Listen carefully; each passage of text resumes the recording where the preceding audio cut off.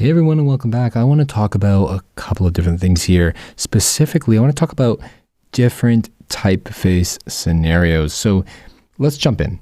This is going to be our number one example here where we have this consultancy. Now, this is something I just came up with, but let's dive in. Now, so for the first example here, this consultancy, they're a group of really passionate individuals that they're trusted in building software for a variety of organizations. I'm sure many people can think of, different examples here. Now let's go back to how we think about typefaces. When I approached this little branding exercise here, I thought about the type of voice the brand had. This brand wants its potential customers to know that they are friendly, approachable, and knowledgeable. And you can see that I have paired two typefaces over here. These are our two typefaces. We have Merriweather, which is a very nice and clean serif font. It almost blurs those lines between serif and sans serif. And if you're really interested in using Merriweather, they also have a sans serif option, which I love that typeface as well. I think it's pretty beautiful. So they do have that sans serif and the serif option. I love both of them, to be honest, but I've used the serif font here. And like I said, it has that sense of trustworthiness and professionalism to it. And that's what we're going for with this.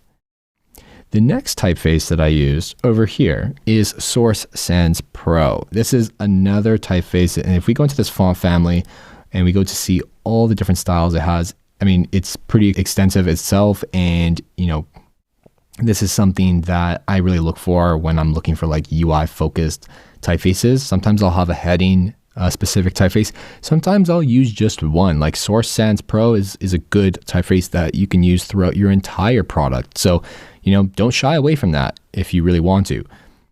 Sometimes I like to create the contrast. It really is dependent on that brand.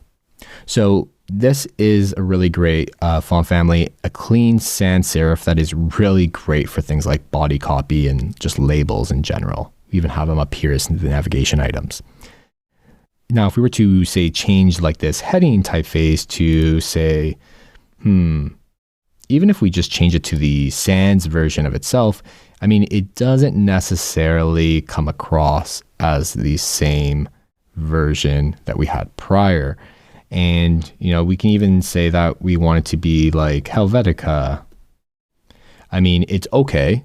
It's not that it's bad or anything, but I actually thought that the Merriweather version was just, it just had a little bit more life to it in terms of the different shapes of all the different elements within the typeface. So personally, that's kind of the direction I went into, and that's why I really loved this font family for this. Now, that's all great for, that's all great for things like products, websites, etc., just software in general and, pairing typefaces. But sometimes when we get into the really nitty gritty details of, how things should work when you're using typefaces with like things like UI, an example being an input where, we have three different instances. We have like a label, we have text, the content within, and then we have this like message.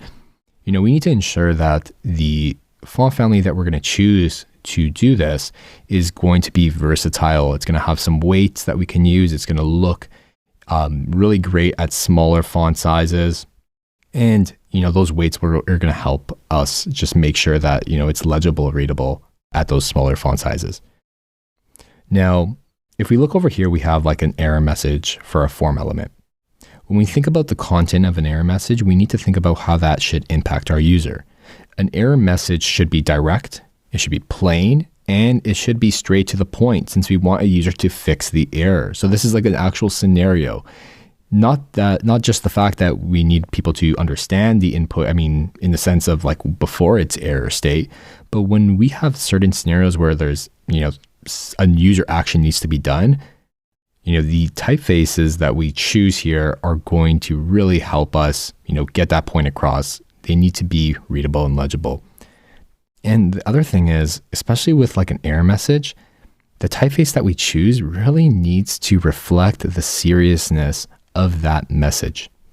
If we were to think of this as a real life interaction, if you had an issue with an online purchase at one of your favorite stores and asked for help, I'm 100% sure they wouldn't respond in a jokingly or an over casual manner. Like they wouldn't be like, hey, what's up, buddy? Hold up, we're going to fix that. They would probably say something along the lines of, hello, sorry to see you are having an issue. Let me fix that for you. And a typeface can really help reinforce that type of messaging. Like the example prior, let's contrast that with another typeface that's a bit more fun. We can see that there really isn't a sense of seriousness if we do that.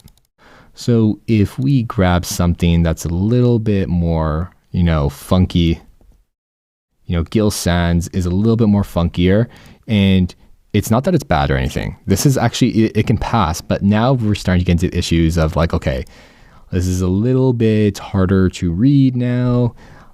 And if we, go off the board and, do something like not Comic Sans, that's just a little too much. Let's see what we can find here. There is Comic Sans as an option just to show the total contrast. But you can see over here, like you wouldn't pick a font family like this to display that. There's a lot of different options out there. The other thing is, you wouldn't even pick a typeface that's just way too like contrasting even if in its own right. This is, Garamond. We also have things like Bodoni, which is lots of thick and thins over here, hard to read. Kind of just doesn't suit this scenario at all. And then if you want to really go that route of like seeing, Comic Sans, like that just looks, playful. And that's not what we're going for here. We can see that this really isn't helping us with showing like a sense of seriousness here. And it doesn't look like the type of response I would get from a serious establishment.